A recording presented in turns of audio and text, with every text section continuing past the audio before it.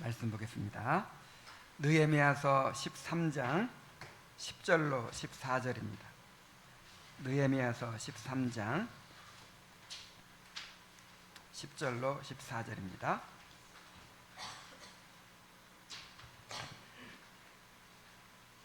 내가 또 알아본즉 레위 사람들이 받을 몫을 주지 아니하였으므로 그 직무를 행하는 레위 사람들과 노래하는 자들이 각각 자기 밭으로 도망하였기로 내가 모든 민장들을 꾸짖어 이르기를 하나님의 전이 어찌하여 버림받았느냐 하고 곧 레위 사람들을 불러 모아 다시 제자리에 세웠더니 이에 온 유다가 곡식과 새 포도주와 기름의 11조를 가져다가 곳간에 드리므로 내가 제사장 셀레미야와 서기관 사독과 레위 사람 부다야를 창고지기로 삼고 마따냐의 손자 삭구리의 아들 아난을 버금으로 삼았나니 이는 그들이 충직한 자로 인정됨이라.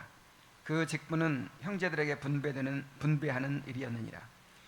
내 하나님이여 이 일로 말미암아 나를 기억하옵소서.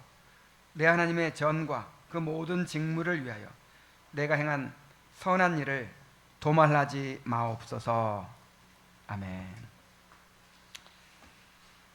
우리가 13장에서 느헤미야가 페르시아에서 돌아온 후 행한 개혁에 대하여 살펴보고 있습니다.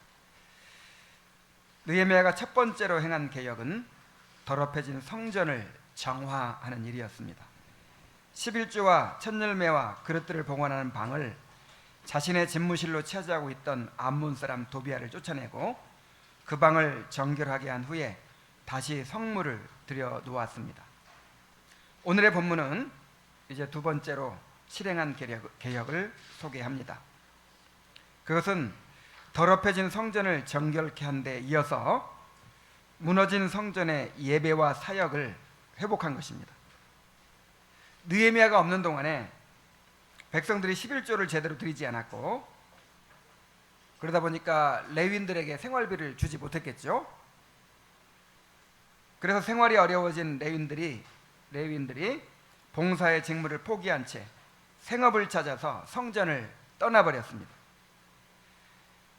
그러니 성전의 예배와 사역이 어떻게 되었겠습니까? 느헤미야는 흩어진 레위인들을 다시 불러 모으고 백성들로 하여금 11조를 다시 드리게 하고 관리자들을 세워서 레위인들의 생활비가 안정적으로 공급되도록 했습니다. 성전의 예배와 사역을 회복하는 데 있어서 11조의 회복이 결정적인 관건이 된 것입니다. 오늘날 교회도 마찬가지입니다. 우리가 아무리 개혁을 외치고 바른 교회와 바른 예배를 추구한다 할지라도 정작 우리 각자가 감당해야 할 기본적인 의무를 소홀히 한다면 그 일은 결코 이루어질 수 없습니다. 본문을 통해서 함께 살펴보도록 합시다. 먼저 성전의 예배와 사역이 무너진 상황을 볼 수가 있습니다. 암몬 사람 도비아를 쫓아내고 11조 헌물을 보관하는 방을 정결케 한 느헤미야는 그 일을 통해서 11조 제도가 무너지는 것을 알게 되었습니다. 10절에 보니까 내가 또 알아본즉 레위 사람들이 받을 몫을 주지 아니하였으므로 그 직무를 행하는 레위 사람들과 노래하는 자들이 각각 자기 밭으로 도망하였기로 그랬죠. 하나님의 전 골방을 관리할 제사장 엘리야십이 11조와 헌물을 보관하던 방을 암몬 사람 도비아에게 내어주었다는 사실 자체가 이미 11조 제도가 무너졌음을 암시합니다. 그래서 느헤미야가 조사를 해본 거예요. 알아본즉 그랬죠. 그랬더니 과연 레위 사람들에게 지급되어야 할 생활비가 중단되어 있었고 그들은 생업을 찾아 성전을 떠나버리는 상황이었습니다. 이것은 곧 백성들이 더 이상 11조를 드리지 않고 있었기 때문이죠. 백성들의 신앙이 무너지면 가장 먼저 드러나는 현상이 바로 11조를 멈추는 일이었습니다. 그 결과 가득 차 있어야 할 하나님의 성전의 곳간이 텅텅 비게 되었고, 레위인들이 받을 몫이 사라지자 성전의 예배와 사역 역시 무너지고 말았습니다. 그렇게 성전의 기능이 무너지면 백성들의 삶이 무너지게 되는 것은 불을 보듯 뻔한 일이었습니다.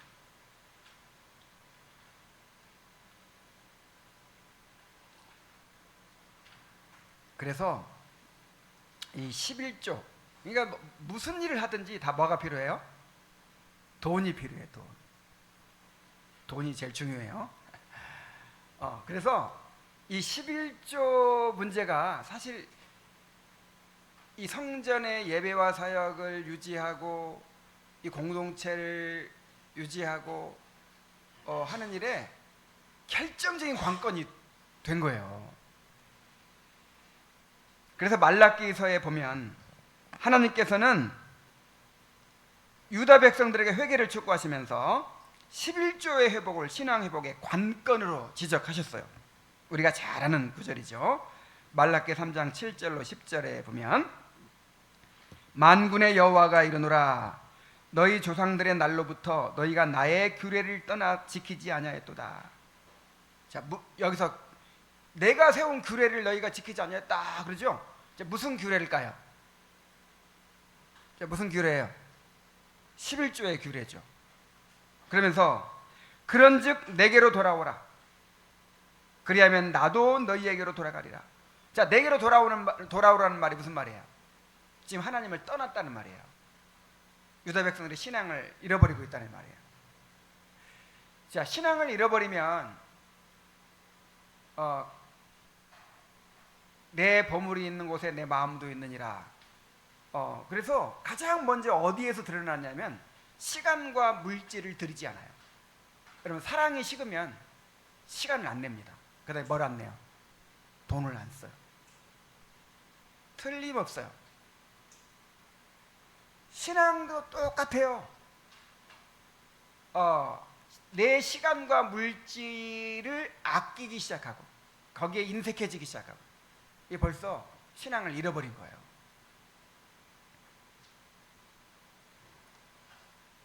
너희는 내게 돌아오라. 그럼 나도 너희에게 돌아가겠다. 지금 하나님과의 관계가 완전히 깨어져 있죠. 하나님께서 복을 내려주시지 않고 하나님이 저주를 내리고 있는 거예요. 그래서 백성들이 묻습니다. 우리가 어떻게 돌아가리까? 자, 어떻게 우리 신앙을 회복하고 어떻게 우리 공동체를 다시 회복할 수 있겠습니까? 하나님의 관계를 어떻게 회복할 수 있겠습니까? 이렇게 물었더니 하나님께서 뭐라고 하셨냐면 사람이 어찌 하나님의 것을 도둑질하겠느냐? 그러나 너희는 나의 것을 도둑질하고도 말하기를 우리가 어떻게 주의 것을 도둑질하였나이까 하는도다. 이는 곧 11조와 봉헌물이라. 너희 곧 온 나라가 나의 것을 도둑질하였으므로 너희가 저주를 받았느니라. 만군의 여호와가 이르노라 너희의 온전한 11조를 창고에 들여 나의 집에 양식이 있게 하고 그것으로 나를 시험하여 내가 하늘 문을 열고 너희에게 복을 쌓을 곳이 없도록 붙지 아니하나 보라. 이렇게 말씀하셨어요. 자, 하나님께 돌이키려면 뭐부터 드려라? 11조부터 드려라. 이게 정말 관건이에요. 신앙의 관건이 돼요. 자, 우리도 이 문제를 정말 중요하게 여겨야 합니다. 사람들이 가장 사랑하는 것이 무엇입니까? 돈이잖아요, 돈. 그래서 우리의 신앙은 무엇보다 돈에 대한 태도에서 가장 분명하게 드러납니다.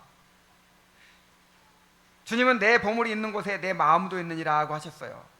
아무리 눈물을 흘리며 받은 애를 간증하고 그럴싸하게 신앙 고백을 하더라도 실제로 시간과 물질을 들이지 않는다면 그 신앙은 가짜입니다. 막 나를 사랑한다고 하는데, 나를 정말 사랑한다고 하는데 시간을 안 내요. 시간을 아까워해. 나를 사랑한다고 하는데 돈을 안 써. 이게 진짜 사랑일까요? 그래서 루터는 우리에게는 두 가지 회심이 필요하다 그랬어요. 자, 몇 가지 회심? 두 가지 회심. 하나는 마음의 회심이 필요하고 그 다음에 돈 지갑의 회심이 필요하다 그랬어요. 자, 실제로 두 가지 회심이 있다는 게 아니고 정말 마음이 회심한 사람은 지갑이 열리게 돼 있다 이 말이에요. 정말 회심한 사람은 이 사람이 제일 중요하게 여기는 것이 돈이기 때문에 이 돈을 사용하는 일에서 변화가 일어날 수밖에 없다 그 말이죠. 삭개오가 이것을 보여주죠. 삭개오가 예수님을 만나고 나서 뭐가 바뀌었어요? 자, 삭개오가 왜 삭개오입니까? 돈의 노예였잖아요. 돈이면 전부였어요 삭개오는. 그래서 자기 민족을 다 배반하고 로마의 앞잡이가 돼가지고 우리 식으로 하면 친일파가 돼가지고 그냥 가혹하게 그 백성들의 고열을 짜내서 자기 배를 불린 사람이에요. 돈밖에 모르는 사람이야. 근데 이 사람이 예수님을 만나고 나니까 이 돈에 대한 가치관이 달라졌어요. 주님이 아무 말씀도 안 하셨는데, 주님, 그동안 내가 모은 재산 반절 잘라서 가난한 자들에게 주겠습니다. 그리고 내가 남에게 토색한 일이 있다면, 만약에 불이하게 그냥 막 빼앗은 돈이 있다면 내가 4배로 갚아주겠습니다. 재산 반절 나눠주고 또 4배씩 다 갚아주고 나면 거지 됐어요. 예수 믿고 나서 거지 됐어. 근데 괜찮아. 옛날에는 돈이 하나님이었는데 이제 진짜 하나님을 만났거든요. 정말 회심한 사람은 이 돈에 대한 태도가 달라지는 거예요.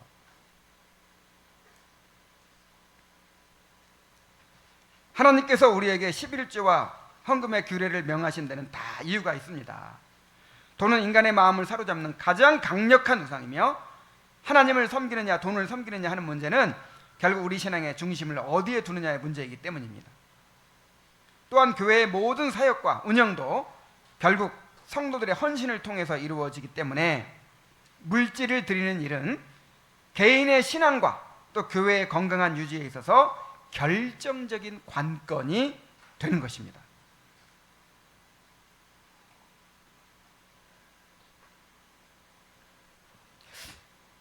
너무 고상하게 돈을 초월하려고 하면 안 돼요. 자, 돈을 초월하고 살 수 있어요, 없어요?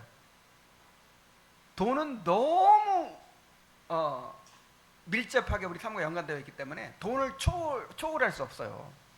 그 돈을 어떻게 사용하고 지배하고 하느냐가 중요한 것이지, 막 나는 돈하고 별로 상관 없는 사람, 돈에 관심 없는 사람, 이거 다 위선이고 그래서도 안 돼.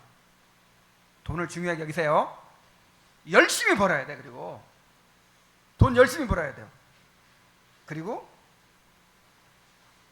그 돈으로 주님께 드리고 또 섬기는 일에 써야 돼요.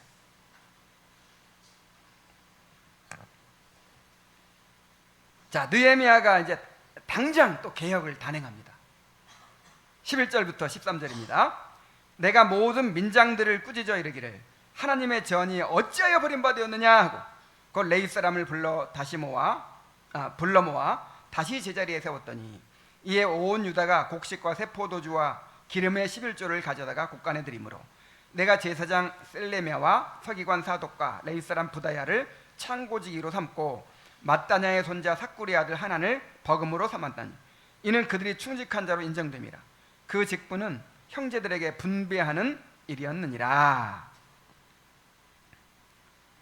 자, 느헤미야가 먼저 민장들을 꾸짖었어요. 자, 민장들이 누구죠? 백성의 지도자들. 하나님의 전이 어찌하여 버림받았느냐? 하나님의 성전을 너희가 이렇게 만들었느냐? 하고 성전이 방치된 책임을 백성의 지도자들에게 돌린 거예요. 레위인들을 나무란 것이 아니고 그냥 그 봉사의 직문을 다 던져버리고 그냥 자기 고향으로 도망가 버린 레위인들 뭐라고 나무라지 않고 11조를 안 드린 백성들을 나무란 것도 아니고, 물론 이제 그들도 생방을 했겠죠.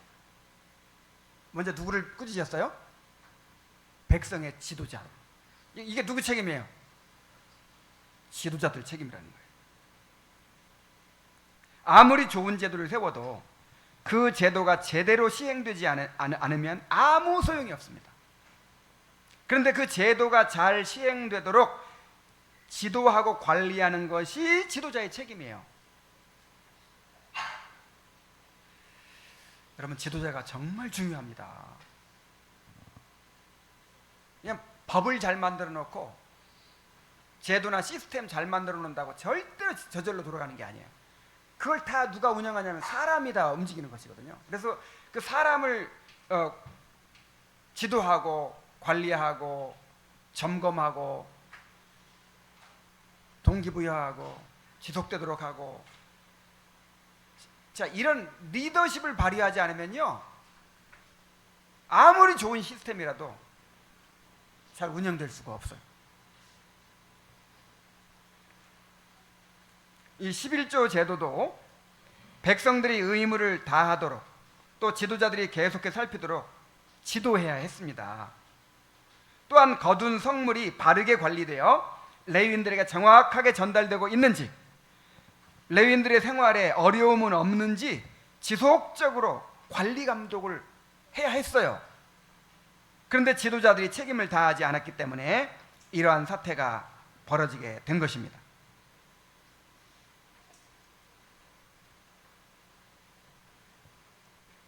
이어서 느헤미야는 흩어졌던 레위 사람들을 다시 불러 모아서 본래의 직무를 감당하게 했습니다.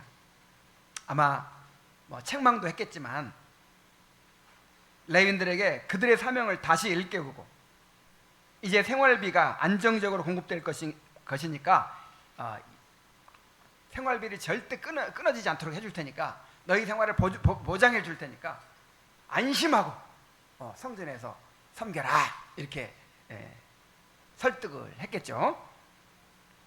자, 또한 느헤미야는 11조가 공정하게 관리되고 분배되도록 관리자를 세웠습니다. 이미 세웠죠.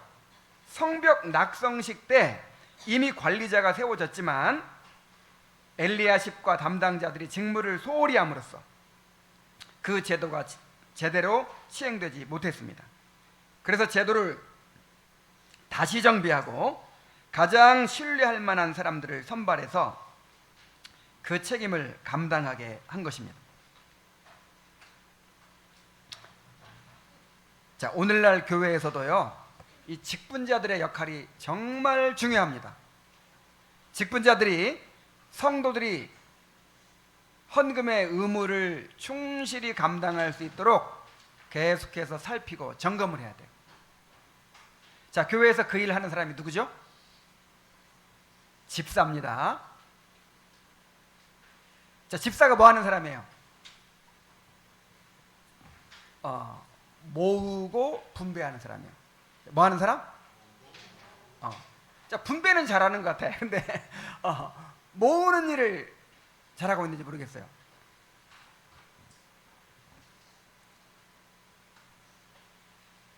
집사는 단순히 드려진 헌금을 관리하는 데 그치지 않고 교회 운영에 필요한 재정을 모으는 책임을 가지고 있습니다.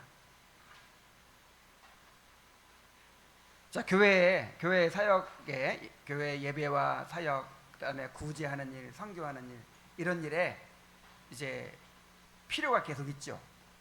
아니면 교회 예배당을 짓는다든지 건물을 수리한다든지 시설물 관리할, 끊임없이 돈이 필요하죠. 그러면 그 필요한 돈을 모으는 일을 누가 해야 돼요? 집사가 해야 돼요. 그럼 어떻게 모아? 그 돈을 어떻게 모아요? 그 돈이 어디서 나와요? 성도들의 헌금을 통해 나와요. 그래서 성도들이 11조를 잘 할 수 있도록 계속해서 살피고 또 점검하고 또 독려를 해야 돼요. 그리고 긴급한 구제의 필요가 생겼을 때, 아니면 교회에 어떤 필요가 생겼을 때 그 재정을 충당할 수 있도록 성도들이 헌신할 수 있도록 그렇게 인도를 해야 합니다. 아직까지는 우리 교회에 임기 집사들만 있어가지고, 임기 집사들이 돌아가면서 이렇게 하다 보니까 아직은 좀 권위가 없어요. 아직은 책임감이 그만큼 잊지 못한 것 같아요. 그래서 이제 앞으로 안수 집사를 세우려고 합니다. 앞으로 안수 집사가 세워지면 더욱 책임 있게 이 일을 감당해야 됩니다.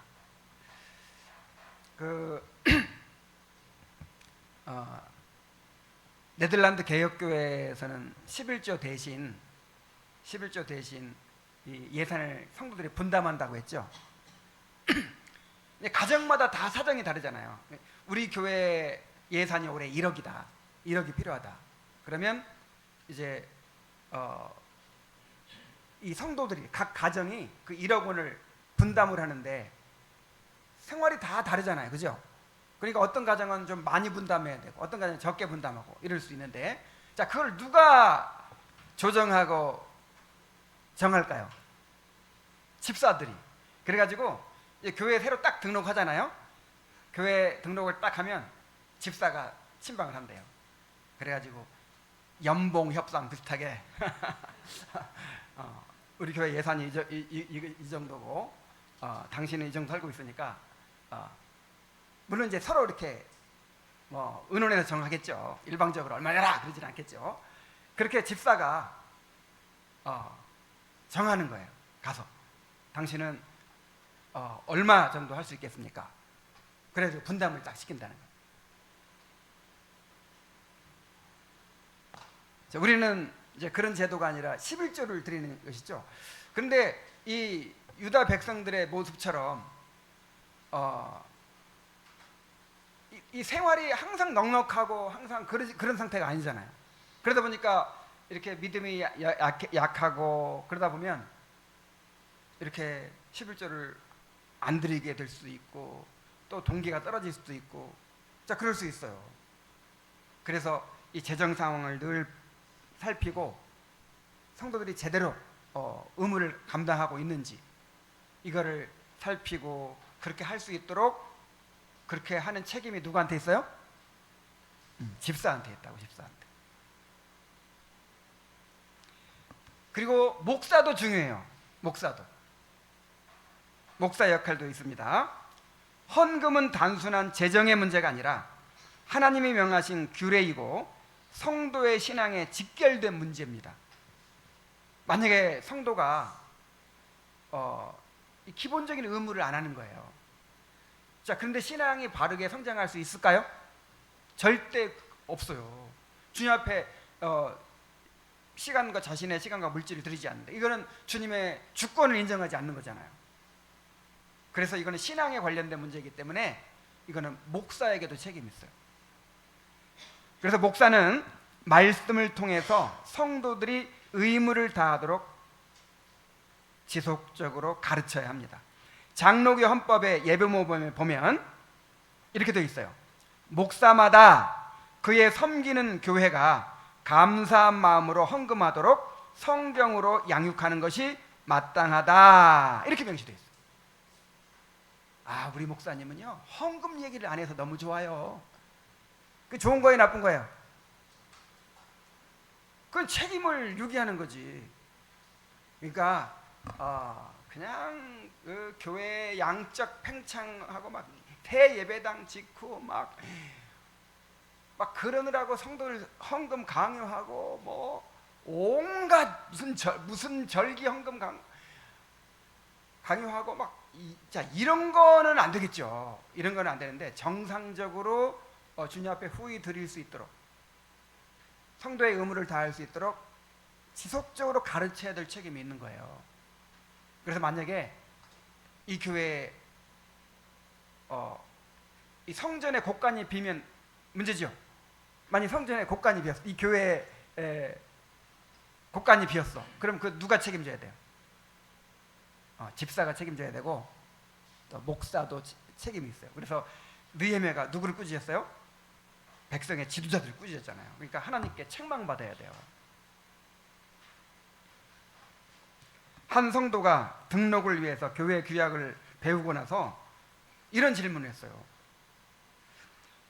우리 교회에서 지금 헌금을 무기명으로 하고 있는데 이게 옳은 겁니까? 성도의 헌금 생활을 목사가 알고 지도해야 되는 거 아닙니까? 이렇게 물어보더라고요. 그냥 가슴이 뜨끔했어요. 제가 교회를 시작하면서 우리 교회는 이제 다 무기명으로 헌금한다 이렇게 규약에 딱 이렇게 못을 박았죠. 근데 이것이 그때도 그렇게 얘기했을 거예요. 꼭 성경적으로 옳아서가 아니에요. 그렇게 하라고 성경의 명예서가 아니고 사실은 저의 연약함 때문이었어요. 이제 개척교회를 하는데 정말 한 사람이 너무 귀하잖아요. 근데 어떤 사람이 그리고 막 돈이 너무 궁하잖아요. 근데 헌금도 엄청 많이 할 수 있는 막 그런 사람이 와가지고 이렇게 한마디씩 하고 하면 마음이 약해질 수 있어요. 어떤 사람이 막 교회 재정의 대부분을 차지할 수 있는 그런 사람이 만약에 교회를 나가려고 한다. 그러면 꽉 붙잡고 싶을 거 아니에요. 처음에는 정말 그런 문제가 굉장히 나한테는 절실했어요. 그래서 이제 막 직분을 가진 사람들 중에 이렇게 같이 막 오겠다고 하는 사람이 있는데 일부러 아이고 여기 교회 섬기셔야죠. 거절하는 사람도 많아요. 괜히 와가지고 교회는 크게 많은 기여를 하겠지만 자꾸 목소리 커지고 이렇게 하면 안 됩니다. 저렇게 하면 안 됩니다. 하면 어떻게 이 모든 걸 지금 새롭게 개혁을 해가는데 이렇게 할 수 있겠어요. 그래서 내가 정말 자유롭고 싶어가지고 내가 영향받고 싶지 않아가지고 나는 모르고 싶었어요. 누가 얼마 하는지 모르고 싶었어요. 지금도 몰라요. 누가 얼마 헌금하는지를. 근데 그게 꼭 좋은 것만은 아니에요. 알아야죠. 내가 알고 지도를 해야 될 거 아니에요. 그래서 신방 때라도 1년에 2차례 신방 때라도 얼마 하고 있습니까? 이런 건 안 물어보겠지만 신실하게 11조 생활을 하고 있느냐고 또 구제헌금이나 성교헌금을 정해서 하고 있느냐고 이렇게 꼭 물어보려고 해요. 물어보겠다 하면서도 막상 가가지고 잊어버리고 그냥 와요. 항상. 자, 이번 가을 신방부터는 내가 잘 물어볼게요. 그래서 만약에 아이고 못 드리고 있어요. 그러면 그때는 아주 그냥 권징을 받는 거예요. 정말 못 드리게 될 정도로 만약에 어떤 특별한 상황이 있다면 그걸 목사에게 알려야 돼요. 여러분 11조는요 자원하는 헌금이 아닙니다.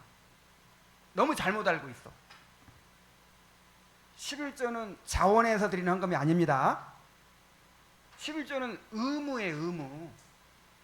마치 세금과 같고 회비와 같은 거예요. 이건 내 돈이 아니야.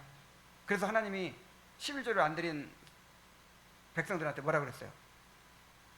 왜 내 것을 도둑질했느냐 그랬어요. 그래서 일단 이 10분의 1은 하나님 거다 하고 그냥 딱 먼저 드리고 나서 남은 돈으로 써야 되는 거예요.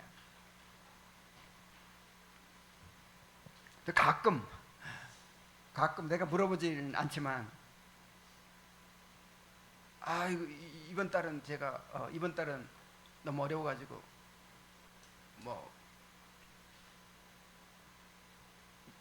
내지 못했다고 이렇게 밀려서 냈다고 이런 말을 가끔 듣는 경우가 있어요. 절대 그래서는 안 돼요. 하나님의 것을 먼저 드려야지.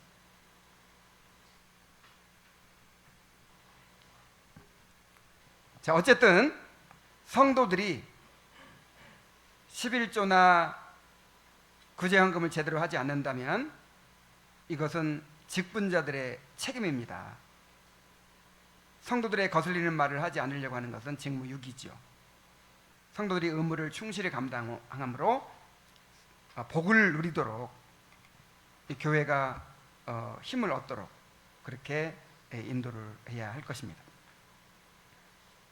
자, 이렇게 개혁을 하고 나서 느헤미야가 이제 기도하는 내용인데, 이거는 이 기도는 두 번이나 또 있어요. 13장에. 그래서 다음에 한꺼번에 다뤄야겠다 그런 생각이 드네요. 바로 결론으로 가겠습니다. 결론.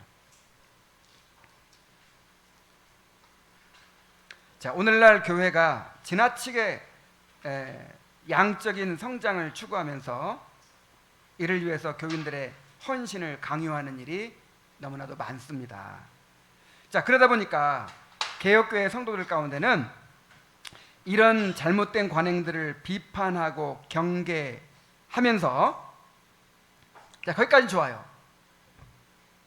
이렇게 비판하고 경계하면서 마땅히 감당해야 할 의무마저 소홀히 하는 경우가 있어요. 늘 자주 말하지만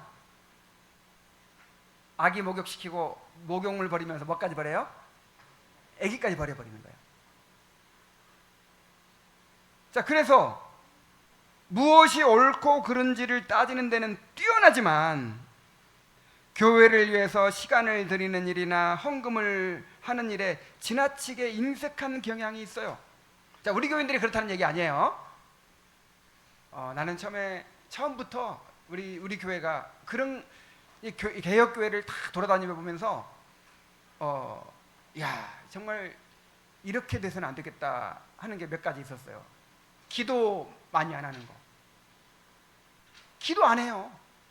그 다음에 이 헌금에 인색한 거, 섬기는 일에 인색한 거.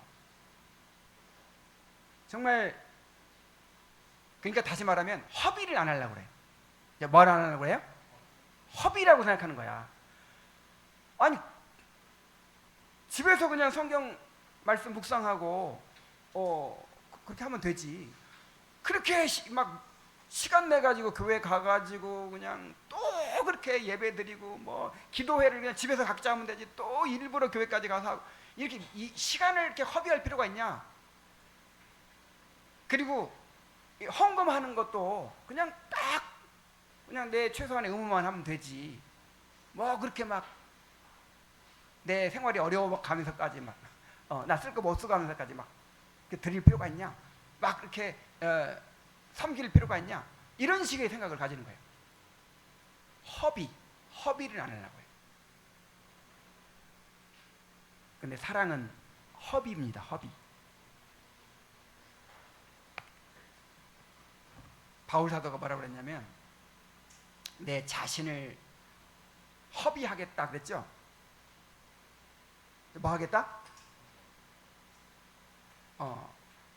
사랑은 허비예요. 허비. 여자들이 꽃 선물을 좋아한다 그러죠? 왜 꽃 선물을 좋아할까요? 살림이 하나도 보탬이 안 되고 완전 허비니까.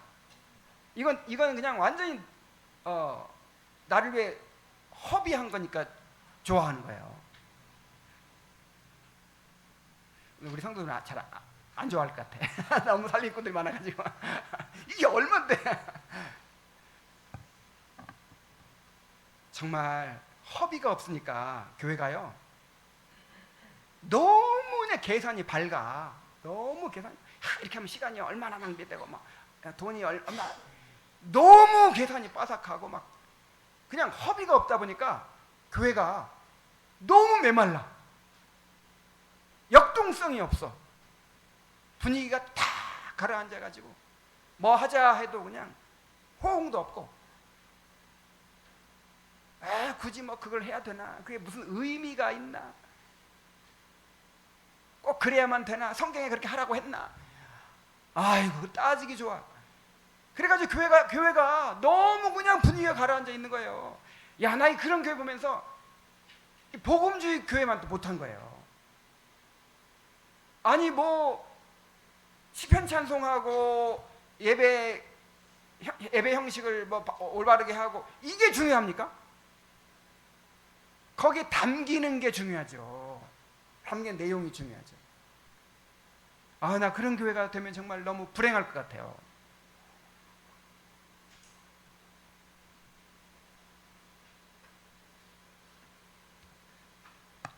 진정한 개혁은 잘못된 것을 비판하고 버리는 데 있지 않습니다. 올바른 원리에 따라 자신을 드리는 데 있습니다. 여러분, 개혁은요, 자기를 드리는 거예요. 하나님 주권신앙이잖아요, 개혁신앙이. 근데 개혁신앙을 좋아하는 사람들 왜 좋아하는 줄 알아요? 새벽기도 안 나가도 돼. 개혁교회는 새벽기도 안 나가도 돼. 그리고 모임도 많이 없어. 절기 헌금도 없어. 하여간 일반 교회 다녀봐요. 무슨 성탄절 헌금, 무슨 부활절 헌금, 뭐 송구영신 헌금, 여전도회 헌금, 뭐 온갖 헌금들 많잖아요. 아, 그런 거 안 해도 되고, 모임 많이 안 해도 되고, 너무 깔끔하고 좋아. 그래서 개혁교회 다니고 싶어. 여러분, 이거는 개혁이 아니에요. 개혁은 자신을 즐거이 드리는 게 개혁이에요. 맞습니까?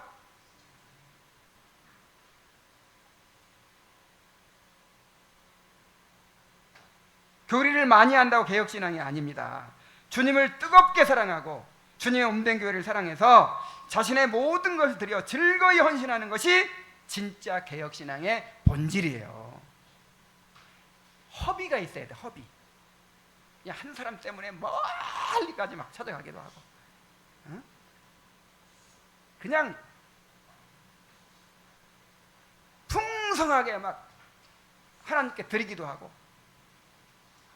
또 섬기기도 하고 시간을 막 드리고 물질을 드리고 마음을 드리고, 이런 게 있어야지. 정말 주님을 사랑한다면. 자, 그런 교회가 될 수 있도록 은혜를 구합시다. 우리 자신도 그렇게 주님을 섬기고 우리 자녀들이 그렇게 주님을 섬길 수 있도록 합시다. 이제 기도하겠습니다. 오늘 주신 말씀에 응답해서 기도합시다. 내 자신이